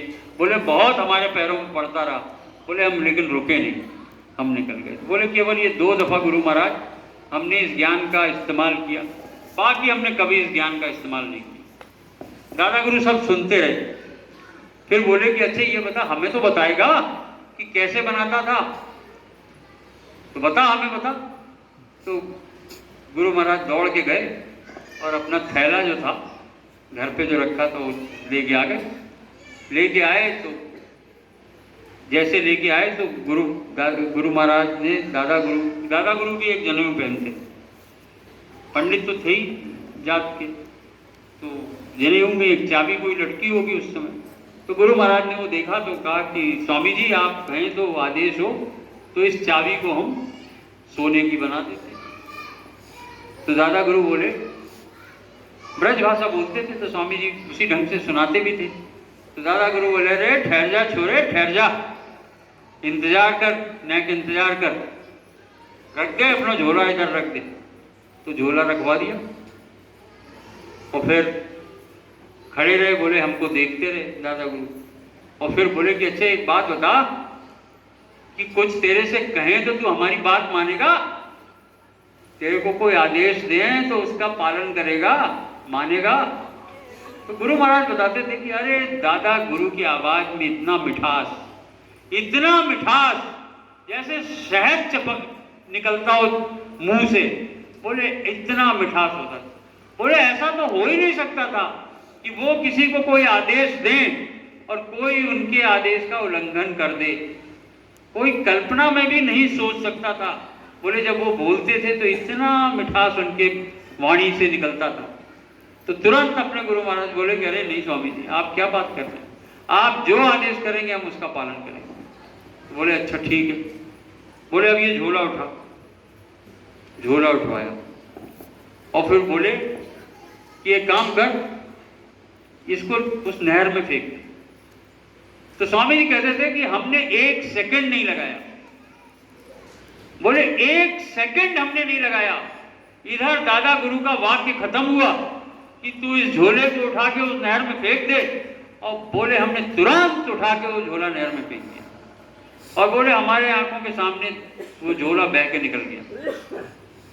और बोले फिर बहुत देर तक दादा गुरु हमको बहुत ऊपर से नीचे तक देखते रहे, हमारी नेत्रों में देखें, कभी हमारे पैर को देखें, कभी हमारे भाव पढ़ने की कोशिश कर रहे थे। और फिर दादा गुरु बोले कि अच्छा एक बात बता कि न तो तूने अभी हमें गुरु बनाया और न तू अभी हमारा चेला बना, कहीं ऐसा तो नहीं है कि तेरे मन में मलाल हो, तेरे मन में कष्ट हो रहा हो, तकलीफ हो रही हो कि ये कैसे गुरुजी मिल गए, कि गुरु दक्षिणा तो अभी दी नहीं, उसके पहले जो सीखा सिखाया ज्ञान था उठा के नहर में फेंकवा दिया। बोले ऐसा कोई मन में कष्ट तो नहीं हो रहा तेरे? ऐसी कोई ग्लानि मन में अंतरात्मा तेरे को धिक्कार तो नहीं रही है? तो अपने गुरु महाराज बोले कि हमने उनसे कहा कि नहीं स्वामी जी, बिल्कुल नहीं, आप मिल गए, सब कुछ मिल गया, अब हमें कुछ नहीं चाहिए। गुरु महाराज कहने लगे कि हमें उस चमक, जब हम गुरु महाराज के पास आए और जो उनके चेहरे पर वो सूर्य की चमक हमने देखी, बोले उस चमक से हमको विश्वास हो गया कि हम बिल्कुल सही जगह आ गए। बोले ऐसी सूर्य रूपी चमक तो हमने कहीं आज तक जिंदगी में किसी व्यक्तित्व के अंदर देखी नहीं। तो बोले कि हमने गुरु महाराज से कहा कि नहीं स्वामी जी, आप मिल गए, सब कुछ मिल गया। तो दादा गुरु बोले कि अब तू नाम दान लेने के लिए बिल्कुल तैयार है, पूरी तरह से अब तू नाम दान लेने के लिए तैयार है, तू घर चल। गुरु महाराज को घर लेके आ गए, नामदान दिया उसी रात में, बिना एक सत्संग सुनाए हुए। स्वामी जी कहते थे बिना एक सत्संग सुनाए हुए उसी दिन रात में गुरु महाराज को दादा गुरु ने नामदान दे दिया और कहा कि देख, ये है रास्ता उस परमपिता परमेश्वर के जीते जी दर्शन करने का और उनके पास जाने का और उनको प्राप्त करने का और उनको अपने वश में करने का। बोले ये रास्ता है। बोले अब इसके पर तू चढ़ाई शुरू कर दे। कहा देख, वो एक दादा गुरु का एक छोटा सा खेत था, वहाँ एक पेड़ था। बोले वहीं पर, बोला कि वहीं पर जब सेवा वगैरह से समय मिले तो चले जाया करना, उसी पेड़ के नीचे रहना, वहीं पर साधन भजन किया करना। तो बोले हम वहीं साधन भजन करते थे। गुरु महाराज बताते थे सत्संग तो सुनना शुरू किया उस दिन के बाद, फिर हर शाम को जब दादा गुरु सत्संग सुनाते थे, बोले तब सत्संग सुनना शुरू किया दादा गुरु। नामदान पहले ही दे दिया उन्होंने। तो आप लोगों को पता होना चाहिए कि अपने गुरु महाराज जो थे वो दादा गुरु के घर में करते क्या थे। अपने गुरु महाराज का काम था, दादा गुरु के घर में थी 2 गाय, तो उनकी सेवा करते, नहलाना धुलाना, उनका गोबर जो निकलता था उसके कंडे बना देते थे, जो बाकी गोबर बचता था उससे लिपाई कर देते थे, जो आंगन था उसकी पूरी लिपाई करते थे। गायों के लिए चारा काट के लाना गुरु महाराज का काम था। खेतों में जाते थे, घास वगैरह काट के लाते थे। फिर घास पहले ऐसे गायों के सामने नहीं डाला जाता था। गुरु महाराज कहते थे ये तो आप लोग हैं कामचोर, ऐसे ही कहते थे गुरु महाराज, ये तो आप हैं कामचोर, घास लाएंगे काट के ऐसे डाल देते हैं गाय के सामने। बोले अरे कहीं ऐसी गौ माता को खाना दिया जाता है? बोले हम लोग लाते थे, घास काट के लाते थे, पहले गड़ासे से उसको छोटा छोटा टुकड़ा करते थे, फिर छोटे टुकड़े को एक बड़े तसले में डालते थे, फिर उसमें थोड़ा गुड़ खली ये सब डाल के पूरा खाना तैयार करते थे गौ माता का, फिर गौ माता को खाना देते थे। इतने आदर से खाना खिलाया जाता था। ऐसे थोड़ी गाय घास काट के ले आए ऐसे फेंक दिया सामने खाओ। बोले ऐसे उस जमाने में खाना नहीं दिया जाता। बोले गौ माता का खाना तैयार करने में 2-3 घंटे लग जाते थे। तो ये काम गुरु महाराज का था। उसके बाद जो थोड़ी सी समय बचता था तो दादा गुरु की सेवा करते थे। दादा गुरु के कभी पैर दबा दिए, कभी उनके कमरे की सफाई झाड़ू लगा दिया। तो पूरा समय गुरु महाराज का दादा गुरु के साथ ही लगा रहता। और अपने गुरु महाराज दादा गुरु के रहते रहते ही पूर्ण गति को प्राप्त, पूर्ण संत गति को प्राप्त हो गए। दादा गुरु के सामने ही उन्होंने सब कुछ प्राप्त कर लिया, जिसको संत मत की भाषा में कहते हैं पूरे हो गए। मैं विस्तार से आपको बताऊंगा, इसका वर्णन गुरु महाराज ने बहुत विस्तार से सुनाया हुआ है, तो वो भी मैं आपको सुनाऊंगा कि पूरा होना किसको कहते हैं। और पूरे होने के बाद भी अपने गुरु महाराज उसी तरह गुरु महाराज की सेवा करते रहते थे और अपनी साधना का आनंद लेते रहते थे।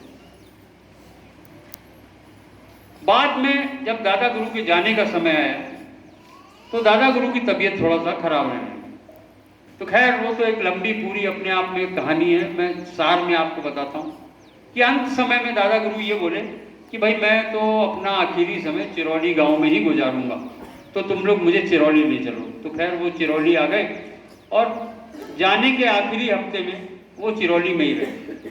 जब संगत को पता चला, ज़्यादा बड़ी संगत थी नहीं, भाई साहब ने आपको बताया कि 60, 70, 75 लोगों की संगत थी। उसमें से कुछ लोग जो थे वो इकट्ठा होने, जिनको खबर लगी वो सब इकट्ठा होने लगे। तो 10-15 लोग दादा गुरु के पास इकट्ठे हो गए। कुछ लोग कोशिश करने लगे कि वैद्य के पास ले जाएं, डॉक्टर के पास ले जाएं, ये इलाज कर लीजिए, वो इलाज कर लीजिए। दादा गुरु ने कहा देखो अब हमारा जाने का समय हो गया, हमारा काम जो हमको करना था हमने कर लिया, अब हम जाएंगे, अब हमको परेशान नहीं करो। खैर सब बहुत रोने लगे, परेशान होने लगे। उस समय अपने गुरु महाराज को दादा गुरु ने भेज दिया था कानपुर। एक दादा गुरु के सत्संगी थे, उनके घर पे भेज दिया। तो अपने गुरु महाराज उस समय सिरौली में नहीं थे जब दादा गुरु ने शरीर छोड़ा। तो खैर अब जब ये लोग रोने लगे, सब कहने लगे कि हम लोगों का क्या होगा, गुरु महाराज आप मत जाइए, अभी आप कुछ समय के लिए और रुक जाइए, आप तो समर्थ हैं, आप तो जब तक चाहें जब तक रह सकते हैं। तो दादा गुरु ने कहा देखो ऐसा नहीं होता, ऐसा नहीं होता। फिर बुलाया सबको कमरे में, जहां पर लेटे हुए थे। माता जी बड़े विस्तार से बताती थी, खुद भी संत थी तो उनको तो पूरा अनुभव खुद भी था। तो फिर दादा गुरु ने इन लोगों को एक छोटा सा सत्संग सुनाया, बड़ा मार्मिक सत्संग, पूरा उन्होंने छोटा सा एक सत्संग सुनाया। और उन्होंने कहा कि देखो ये जो अनामी पुरुष की संरचना है, इस जो संरचना के में ये जो मृत्यु लोक काल भगवान की भूमि भी उन्होंने एक इसकी भी रचना की है। बोले हर लोक की एक अपनी गरिमा है, महिमा है और इनके नियम और कानून हैं। बोले उस नियम कानून को कोई भी नहीं तोड़ सकता। मृत्युलोक का जो सबसे बड़ा नियम कानून है, उन्होंने कहा, गुरु महाराज ने बताया कि ये कर्म प्रधान भूमि है और यहाँ पर मृत्यु और जन्म एक सत्य है, सत्यता है। जो पैदा होगा उसको मरना, उसको ये लोग छोड़ के जाना। बोले इस नियम को कोई भी तोड़ नहीं सकता और ये कर्म प्रधान वो है, तो उन कर्मों को भी कोई को भोगना पड़ता। फिर उन्होंने और विस्तार से समझाया। बोले लेकिन जब अनामी पुरुष इस सृष्टि की रचना कर रहे थे, इस जो घटना मैं अभी आपको बता रहा हूं, इसको अपने गुरु महाराज ने भी बहुत विस्तार से इस प्रसंग को अपने सत्संग में भी कई दफा सुनाया है। आप लोग कभी YouTube पर देखोगे या कहीं पुराना वीडियो ऑडियो गुरु महाराज का मिल जाए, तो जो जीवात्मा का संवाद उस अनामी पुरुष से हुआ है वो पूरा अवेलेबल है, पुराने सत्संगियों ने सबने सुन रखा होगा। तो जब संरचना करने लगे अनामी पुरुष और भेजने लगे, दादा गुरु ने कहा, तो ये सब जीवात्माएं उनसे रोने लगी, कहने लगी कि आप हमको भेज रहे हो और आप कह रहे हो कि ये कर्म प्रधान है, तुमको सब भोगना पड़ेगा, इसके बिना तुम आ नहीं सकते, फिर तुमको 84 में जाना पड़ेगा। तो बोले कि ये तो आप हमको फंसा रहे हैं, ये तो आप हमको फंसा रहे हैं, हमने क्या गलती की कि आप हमको इतनी बड़ी सजा दे रहे हैं। तो बोले फिर अनामी पुरुष ने उस समय कहा था कि देखो हम तुमको फंसा नहीं रहे, ये तो एक मौज हो गई है कि एक बूंद बराबर जीवात्माओं को हम नीचे भेज रहे हैं। बोले लेकिन बोले हम सबके आने का इंतजाम कर देंगे, बोले सबके आने का इंतजाम रहेगा, बोले उसकी तुम चिंता मत करो, हम समय समय पर संतों को भेजेंगे, वो संत रहेंगे मृत्यु लोक में और वो तुमको इस जगह उस जगह से तुम्हारी संभाल करेंगे और तुमको यहाँ ले आएंगे और कर्मों को काटने का अधिकार वो लेके नीचे आएंगे। जब संत आएंगे तो उनके पास ये अधिकार रहेगा कि वो तुमको तुम्हारे कर्मों को वो काटे। बोले वो तुमको कर्म जो ये कर्म प्रधान भूमि में बनाई गई है उसमें उनको ही केवल ये अधिकार दिया जाएगा कि वो आपके कर्मों को काट के और आपको हल्का करके और इस परम पिता परमेश्वर के पास ले।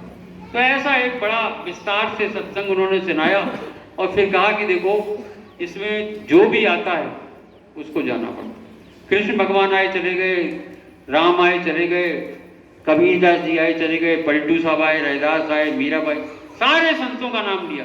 बोले देखो सब आए सब चले, जिस जिसको जो जो काम दे के वहां से भेजा जाता है वो अपना काम करते हैं और काम करके चले जाते हैं।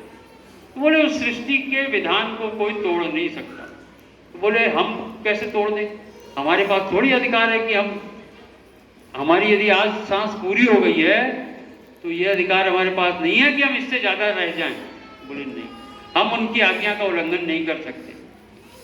बोले हमको जाना तो ये लोग काफ़ी, खैर सत्संग सुनने के बाद, सत्संग एक ऐसा अमृत वचन होता है कि बहुत मन को आनंद देता है। तो खैर लोगों को तसल्ली हुई जब उन्होंने दादा गुरु का सत्संग सुना, उन्होंने समझाया।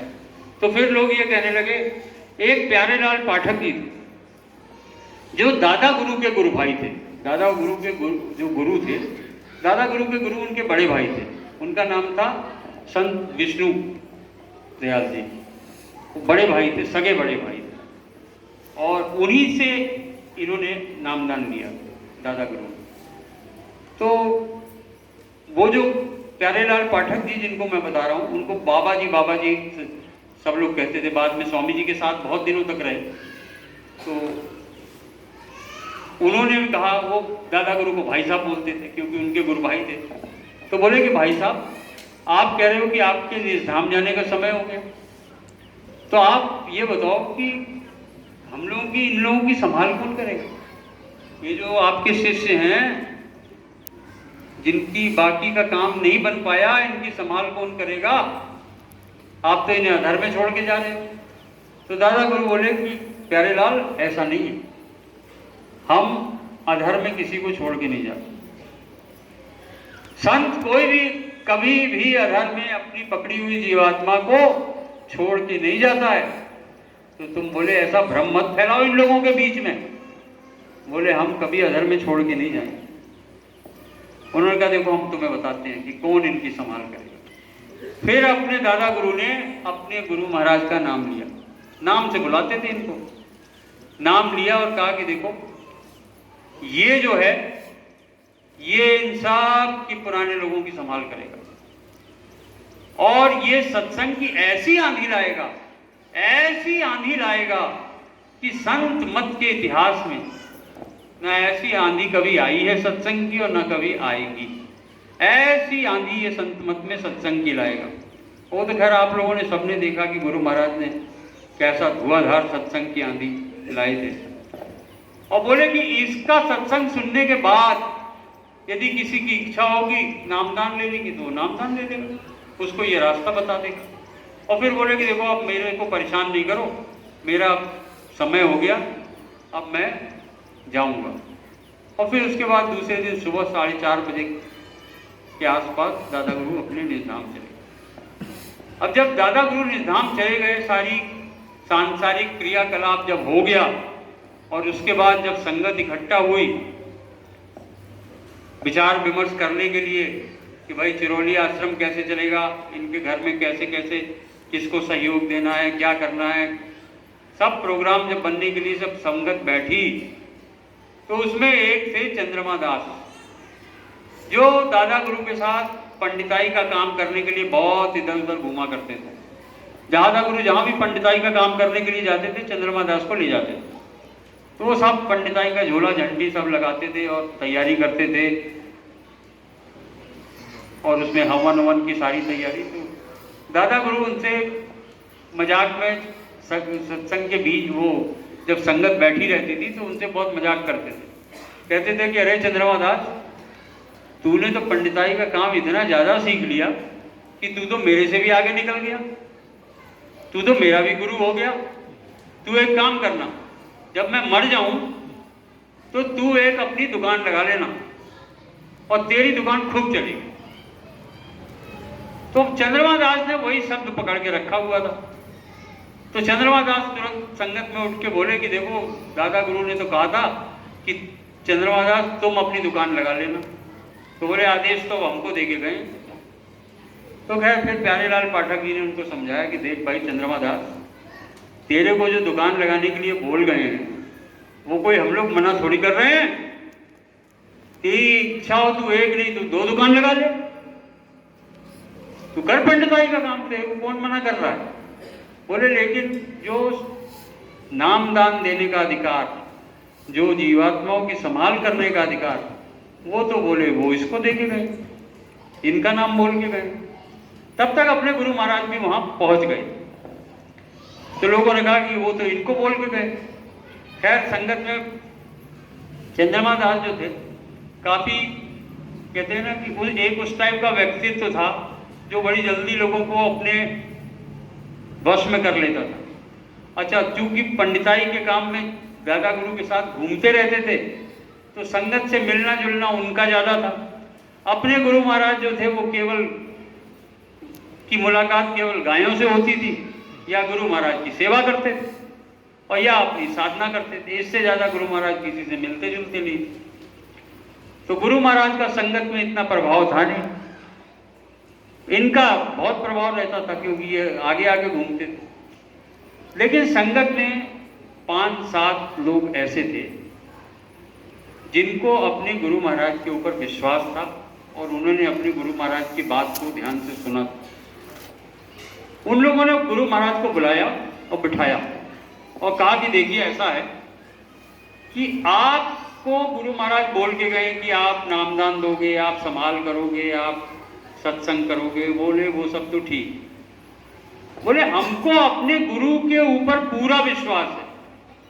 बोले उसमें 1% भी हमको अपने गुरु के शब्दों में शक नहीं है। गुरु महाराज बोल के गए हैं आप ये नामदान दोगे, आप संभाल करोगे, आप ये करोगे, वो सब सही है। बोले लेकिन अभी हमारे गले से ये नहीं उतर रहा है कि आपको ही क्यों बोल के चले, आप में क्या देखा। और बोले अभी हमको आप में कुछ नजर भी नहीं आ रहा है। बोले बस यहां पर आके हमारी सुई अटक जा रही है। बोले अभी हम पहचान नहीं पा रहे कि आप हो क्या। बोले हमने तो आपको वही देखा है, चारा काटते हुए, गायों की सानी लगाते हुए, गुरु महाराज के कमरे में झाड़ू लगाते हुए। बोले अभी हमको आपके ऊपर वो भाव विश्वास नहीं बन रहा है। लेकिन ये बात जरूर है कि हमको अपने गुरु महाराज पर पूरा विश्वास है। गुरु महाराज बोल के गए कि आप ये करोगे, ये करोगे, ये करोगे, आपके प्रति हमारा पूरा सहयोग रहेगा। आपको जब भी हमारी जरूरत पड़े आप हमारे पास आ जाना, और यदि कभी आपको लगे कि आप कहीं मुसीबत में हो तो बोले आप हमको आवाज दे देना, हम आपके पास आ जाएंगे। बोले वो तो हम पूरा काम करेंगे, साथ आपका पूरा देंगे, क्योंकि गुरु महाराज का आदेश का हम पूरा पालन करेंगे। लेकिन अभी आप क्या हो हमें नहीं समझ में आ रहा। और ये कह के वो जो लोग थे वो अपने अपने घर चले गए। तो देखिए आगे लिखा जाएगा इतिहास। तो आप लोगों को पता होना चाहिए कि दादा गुरु के वो कौन 5-7 लोग थे जिन्होंने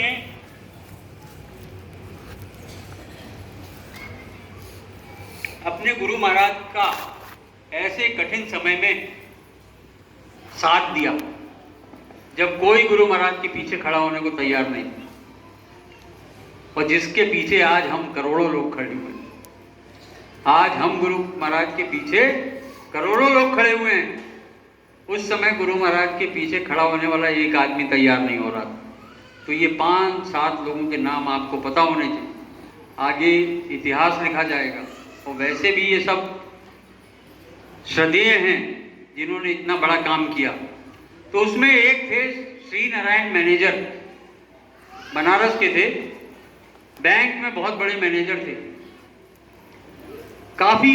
कई बैंकिंग सिस्टम उनके नीचे आते थे। उस समय तो ये LIC वगैरह सब बैंक के अंडर में आता था। रेलवे स्टेशन के सामने उनका बहुत बड़ा बंगला है बनारस में। बिल्कुल रेलवे स्टेशन क्रॉस करो, उसके सामने बीच में केवल एक सड़क है। दूसरे थे एक विशन लुल्ला, जिनको विष्णु लुल्ला के नाम से भी जाना जाता है। दादा गुरु के समय में तो वो पढ़ रहे थे। बाद में पढ़ाई होने के बाद उन्होंने DRDO ज्वाइन कर लिया और ग्रेड 1 के साइंटिस्ट होकर रिटायर हुए। ग्वालियर में अपना मकान बना लिया। दादा गुरु के साथ रहते थे, अपने गुरु महाराज के साथ रहते थे मथुरा आश्रम पे। 12 में जब गुरु महाराज चले गए तो लोगों ने उनको और उनकी पत्नी को भी वहां से भगा दिया। तो वो अपने ग्वालियर चले गए अपने घर। और वहीं पर उन लोगों ने अपना शरीर छोड़ा।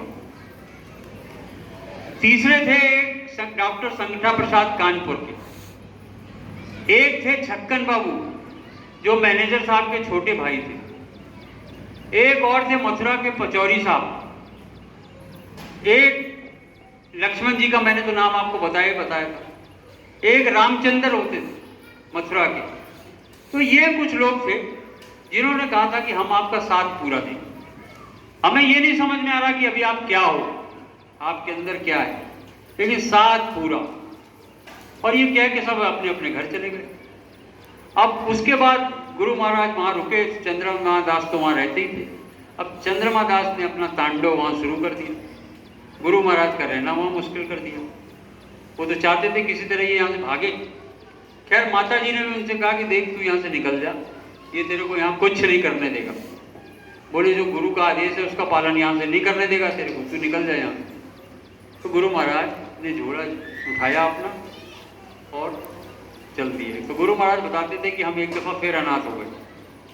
गुरु महाराज बहुत उस भाव से कहते थे कि अरे एक दफ़ा हम फिर अनाथ हो गए, फिर हम झोले के साथ अकेले हो गए। और फिर गुरु महाराज जमुना के किनारे मथुरा में आ गए। जमुना पार करके मथुरा की तरफ नहीं गए, इसी तरफ जमुना के किनारे एक पेड़ था, उसके नीचे अपनी साधना करते थे और कहते थे कि हम गांव में चले जाते थे, रोटियां मांग के ले आते थे। और कहते थे ऐसा समय था कि किसी भी घर के आगे हाथ फैला दो, बोले कोई रोटी मना नहीं करता। बोले मना करने की तो प्रथा ही नहीं थी, हाथ फैल गया तो कुछ न कुछ तो आना ही है घर के अंदर। बोले कितना भी गरीब हो, बोले कुछ नहीं होता था तो एक गुड़ का ठेला और पानी तो पिलाई देते थे। बोले ऐसा सुंदर जमाना था वो।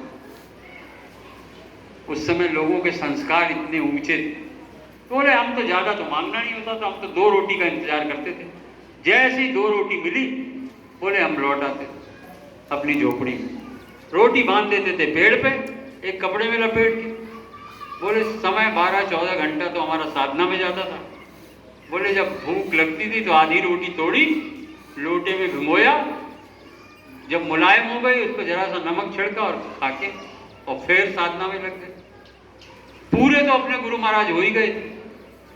बाद में लोगों ने पूछा भी, जो दादा गुरु के नामदानी थे, और लोगों ने बड़े विस्तार से गुरु महाराज ने संत गति क्या होती है और पूरा होना किसको कहते हैं, बड़े विस्तार से गुरु महाराज ने बताया। गुरु महाराज बताते थे कि देखो संत मत में पूरा होना उसको कहते हैं जब कोई किसी संत का कोई शिष्य उनके सामने साधना करते करते साधना की उस अवस्था को प्राप्त कर लेता है जब साधना के दौरान उसकी जीवात्मा शरीर से निकलकर उन लोकों का भ्रमण करना शुरू कर देती है, और गुरु की दया से ये करते करते रोज करते करते जब वो सत्यलोक पहुंच जाती है और सत्यलोक के प्रकाश में नहाने लगती है, सत्यलोक के ध्वनि में विलीन होने लगती है, और ये करते करते गुरु की और आगे दया हो जाती है तो वो सत्यलोक के आगे भी चली जाती है, और आगे के जो लोग हैं उन लोगों में भी भ्रमण करने लगती है, वहां का भी दर्शन करने लगती है, वहां की आनंद लेने लगती है। बोले जब किसी भी संत का कोई शिष्य साधना की इस अवस्था को प्राप्त करता है तो उसको कहा जाता है ये पूरे हो गए, ये पूरे हो गए। और इसी को कहा जाता है कि ये जीवात्मा संत गति को प्राप्त हो गई। बोले ये तो हो जाता है जैसे ही ये प्रक्रिया होती है, बोले उनके जो संत होते हैं जिसका वो शिष्य होता है तुरंत उसका नाम जो है वो खोल देते हैं, तुरंत उसको संगत को बता देते हैं, तुरंत ऐलान कर देते हैं कि ये लोगों की संभाल करेगा, ये नामदान देगा, ये सत्संग करेगा। लेकिन जिसके बारे में बोलते हैं, जो उनका शिष्य होता है जिसके बारे में बोलते हैं, बोले उसको कुछ नहीं बोलते, उसको कुछ बोलते ही नहीं, उससे बात ही नहीं करेंगे, उससे तो बात अंतर में होती रहती, उससे मुखारबिंद से कुछ नहीं बोलेंगे कि तुम ये करना वो करना, कुछ नहीं। और बोले फिर वो बोल के खोल के और चले जाते, उसको बताते ही नहीं है। गुरु महाराज कहते थे देखो हम तो थे भी नहीं वहां पर जब गुरु महाराज गए, लेकिन सबको बता के गए कि ये करेंगे। बोले बता देते हैं लेकिन उससे कुछ नहीं बोलते। उसको कब बोलते हैं? बोले वो साधक रोज साधना करता रहता है, रोज गुरु के दर्शन करता है, रोज उस प्रकाश में नहाता है, रोज उस प्रकाश में विलीन होता है, रोज उस ध्वनि में विलीन होता जाता है और फिर आगे चला जाता है, गुरु के साथ विचरण करता रहता है और लोगों में सारी जितने धनी हैं उनका आशीर्वाद लेता रहता है, उनके साथ आनंद लेता रहता है और शब्द स्वरूप हो जाता है। बोले फिर वहां जब मौज होती है सत्पुरुष की, जब वहां मौज होती है जिस दिन, बोले फिर उस दिन वहां ऊपर बिठा के आदेश दिया जाता है। बोले यहां कोई आदेश नहीं, यहां तो कुछ बोल के जाते ही नहीं, फिर ऊपर बिठा के आदेश दिया जाता है कि देखो आज से ये काम शुरू करो, आज से नामदान देना शुरू करो, आज से सत्संग करना शुरू कर दो, आज से जीवात्माओं का संभाल करना शुरू कर दो। बोले फिर उस दिन से नामदान देना शुरू हो जाता है, उस दिन से जीवात्माओं की संभाल करने की ताकत आ जाती है। बोले उस दिन से सत्संग की शुरुआत हो जाती है। बोले उसके पहले कुछ नहीं, उसके पहले तो बस गुरु नाम खोल ले जाते हैं। ये काम तो तब होता है जब गुरु वहां पर बिठा के आदेश देता है। और फिर अपने गुरु महाराज ने बताया कि हमको गुरु महाराज तो हमारे चले गए थे 48 में, दिसंबर के महीने में दादा गुरु चले गए थे सन 48 के दिसंबर के महीने। पहली दफा गुरु महाराज को आदेश दिया सन 50 में, अंतर से जब आवाज आदेश हुआ कि तुम नामदान दे दो तो 50 में नामदान दिया और उसके बाद फिर सत्संग करना शुरू किया। और सार्वजनिक तौर पर जो सत्संग शुरुआत की, जिसको आप कह सकते हैं कि ऐसा तखत लगा के मंच पर जब सत्संग करना शुरू किया, तो वो किया था सन 52 में 10 जुलाई को अर्दली बाजार वाराणसी से। तो संत मत में का ये नियम होता है कि कैसे एक गुरु अपने शिष्य को सौंप के जाता है। दादा गुरु और गुरु महाराज का मैंने आपको बताया, तो मैं उसके आगे का भी आपको बता देता हूं। अपने गुरु महाराज कब गए? मई 2012